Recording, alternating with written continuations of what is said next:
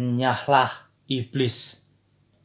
Inilah perkataan Tuhan Yesus Kristus yang cukup serius kepada siapapun yang mengaku percaya kepadanya, tetapi masih memikirkan apa yang dipikirkan manusia, bukan memikirkan apa yang dipikirkan oleh Tuhan Yesus Kristus.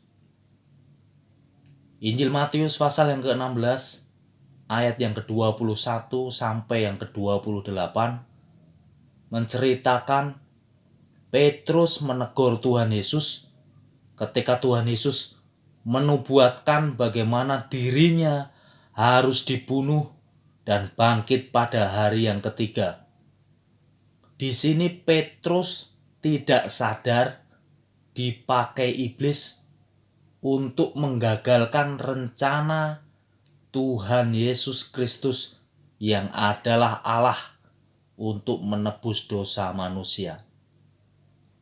Petrus berkata, seolah-olah perkataannya rohani, dan berkata, sekiranya Allah menjauhkan hal itu sekali-kali takkan menimpa engkau.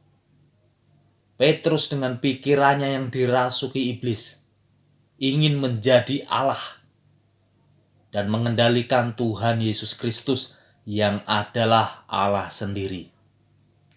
Inilah kenapa Tuhan Yesus Kristus menegur Petrus dan berkata di Injil Matius pasal yang ke-16 ayat yang ke-23, enyahlah iblis, engkau suatu batu sandungan bagiku, sebab engkau bukan memikirkan apa yang dipikirkan Allah, melainkan apa yang dipikirkan manusia. Jika kita mengaku percaya Tuhan Yesus Kristus, tetapi cara berpikir kita tidak seperti cara berpikir Tuhan Yesus Kristus, seperti di kitab Injil di Alkitab, waspadalah dan berhati-hatilah. Jangan-jangan kita sudah kerasukan iblis, tetapi tidak menyadarinya. Petrus percaya dan mengatakan bahwa Tuhan Yesus Kristus adalah Mesias, tetapi ternyata masih kerasukan iblis tanpa disadarinya. Pikirannya masih memikirkan apa yang dipikirkan manusia. Petrus takut menderita mengikut Tuhan Yesus. Sebelum Petrus bertobat, terbukti Petrus takut mati meninggalkan Tuhan Yesus di Taman Getsemani. Ketika Tuhan Yesus ditangkap dan Petrus menyangkal Tuhan Yesus 3 kali di depan orang banyak. Petrus tidak berani memikul salib bersama-sama Tuhan Yesus menuju Golgota. Sehingga Simon dari Kirene yang baru lewat, yang bukan murid Tuhan Yesus, yang harus membantu memikul salib Tuhan Yesus. Sadar dan bertobatlah mulai dari sekarang. Jika kita tidak memiliki pikiran Tuhan Yesus Kristus di dalam pikiran kita, kita akan kerasukan iblis karena pikiran kita selalu memikirkan keduniawian, yaitu apa yang dipikirkan manusia, bukan apa yang dipikirkan Tuhan Yesus Kristus. Setiap orang pengikut Tuhan Yesus Kristus yang sejati akan selalu berani menyangkal dirinya dan memikul salibnya dan mengikuti perintah-perintah Tuhan Yesus Kristus.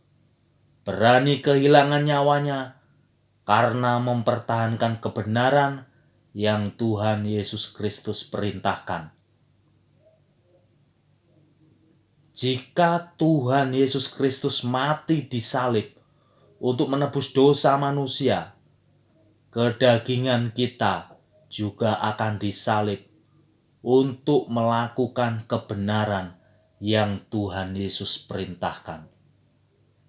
Milikilah pikiran Tuhan Yesus Kristus di dalam hidup kita. Jika tidak memiliki pikiran Tuhan Yesus Kristus di dalam hidup kita, iblislah yang memiliki pikiran kita dan mengendalikan kita. Seperti Yudas Iskariot yang menjual Tuhan Yesus Kristus demi uang. Jika seseorang menyembah uang, pasti menyembah Mamon atau iblis, dan tidak akan pernah bisa diampuni, dan pasti akan binasa masuk ke dalam neraka seperti Ananias dan Safira. Mereka mendustai Roh Kudus dan putuslah nyawanya. Tuhan Yesus memberkati kita semua dimanapun kita berada. Haleluya, puji Tuhan. Amin.